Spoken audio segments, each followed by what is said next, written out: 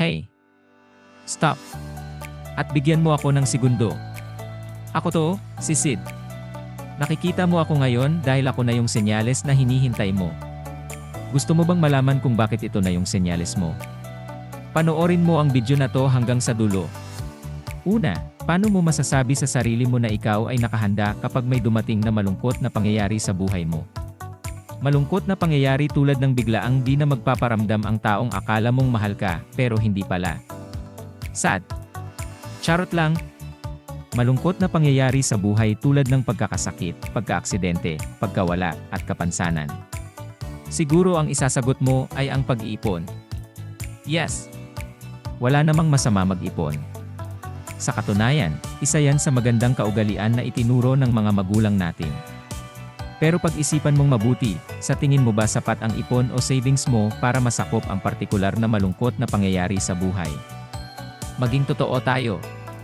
Kung ikaw ay single at ikaw ang breadwinner ng pamilya, paano ka makaka-afford na magkakaroon ng sakit o mawala ka sa piling nila? Gusto mo ba na iiwan mo sila ng naghihirap?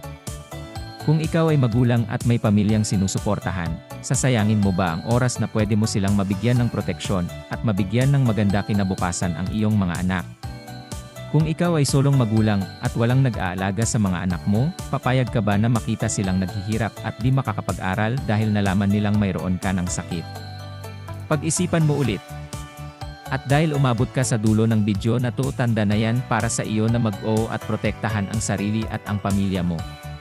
Kaya, maghangad ng pagpaplano sa pananalapi at tugunan ang iyong mga pangangailangan sa pamamagitan ng pagkuha ng isang life insurance. Hihintayin mo pa ba yung oras kung kailan ka humina at dumating ang malungkot na pangyayari? Pag-isipan mo ulit. Ang oras na dapat mong magkaroon ay ang oras na hindi mo ito kailangan.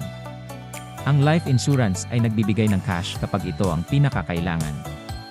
Ngayon, nag-aalok ako ng libreng pagpaplano sa pananalapi. Oo. Libre.